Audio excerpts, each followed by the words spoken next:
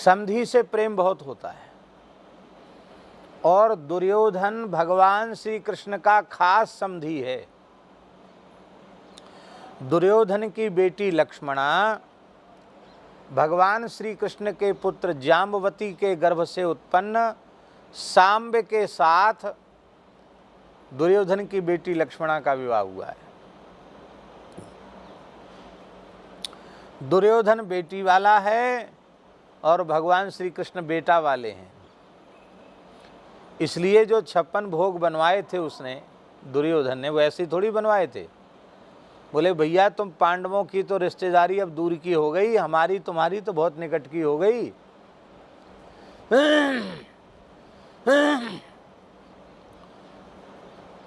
हस्तिनापुर में महाभारत ग्रंथ के अनुसार सबसे अधिक सजा धजा सुंदर महल था दुशासन का। दुशासन का महल सबसे सुंदर था, बहुत सुंदर महल था। पूरे हस्तिनापुर में सबसे सुंदर महल था उसका।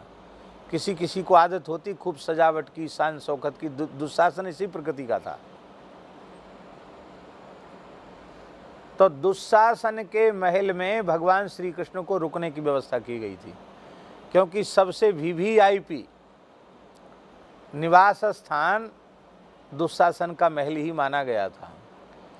और अनेक प्रकार के भक्ष्य भोज्य लेह्य चोष्य व्यंजन ठाकुर जी के लिए तैयार किए गए। और उसने कहा कि मैं आपका समधी हूँ, आप मेरे समधी हो। दूत तो पांडवों के बन के आए, ठीक है, दूत की जगह पर दूत हो, पर वस्तुतः तो मेरे समधी हो और तुम्हारा न्योता है। ठाकुर जी ने कह दिया भोजन 2 स्थितियों में होता है। भोजन के लिए या तो हमारे भीतर भूख हो, भूखा व्यक्ति कहीं भी कैसे भी आदर से अनादर से तिरस्कार से कैसे भी मिल जाए, प्राण बचाने हैं तो खा लेगा। तो या तो मैं भूखा हो तो मैं तुम्हारे यहाँ भोजन करूं, तो मेरे भीतर तो भूख नहीं है और तेरे भीतर प्रेम नहीं है, केवल रिश्तेदारी का हवाला दे रहा है। तेरे भीतर प्रेम नहीं है और मेरे भीतर भूख नहीं है। दूसरी बात यह है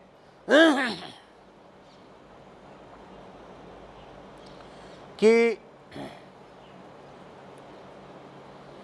कोई व्यक्ति बहुत भारी आफत का मारा है, विपत्ति से ग्रसित है और मारा मारा भटक रहा है, कहीं कोई ठौर ठिकाना नहीं है।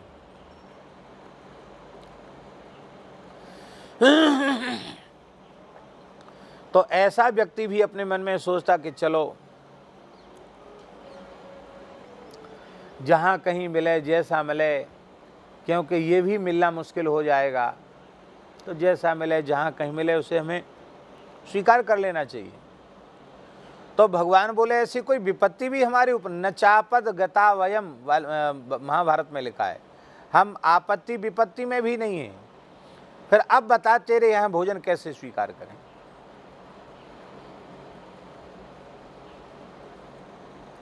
मैं तेरे यहाँ के उन व्यंजनों को स्वीकार नहीं करता,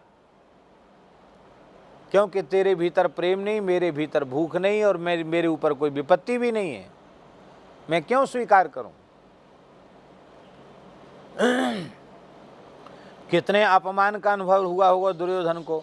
अहंकारी व्यक्ति को अपमान का अनुभव बहुत ज्यादा होता है, बहुत भारी अपमान का अनुभव हुआ उसको। तो वहां तो ठाकुर जी ने कह दिया हमको भूख नहीं है।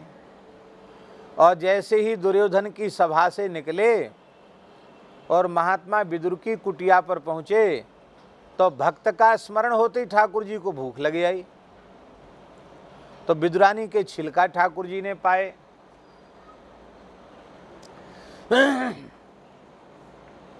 विदुरानी के छिलका ही नहीं पाए, दुर्योधन घर मेवा त्यागे साग विदुर घर खाए।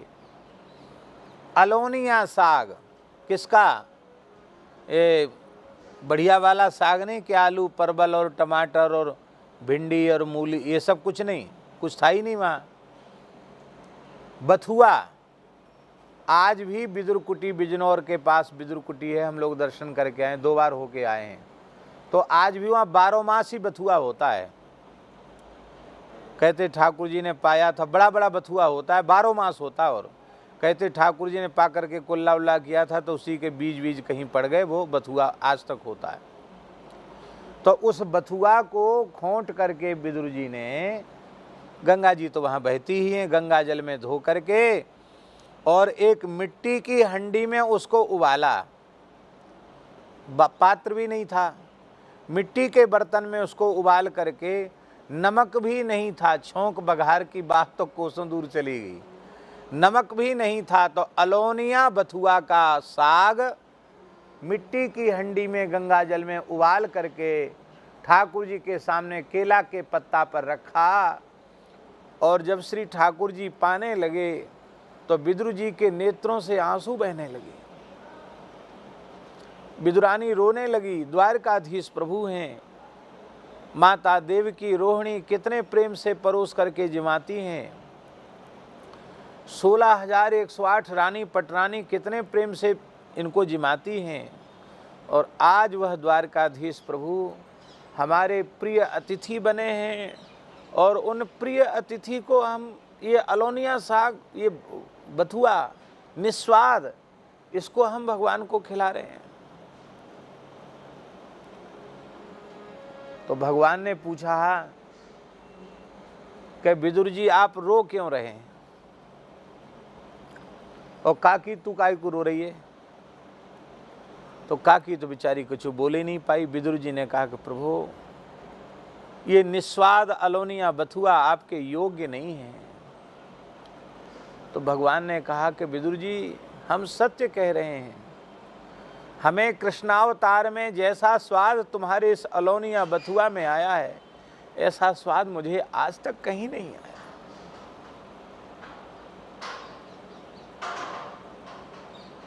ऐसा प्रेम का आदर करने वाला, ऐसा प्रेम का आस्वादन करने वाला भगवान के अतिरिक्त कौन है?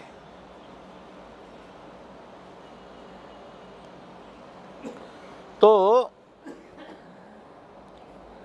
कहते हैं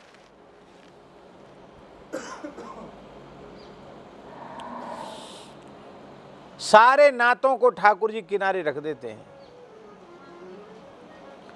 और एक प्रेम का नाता स्वीकार करते हैं। समधी का नाता कितना बड़ा है, किनारे रख दिया, और विदुर जी के प्रेम के नाते को भगवान ने स्वीकार किया।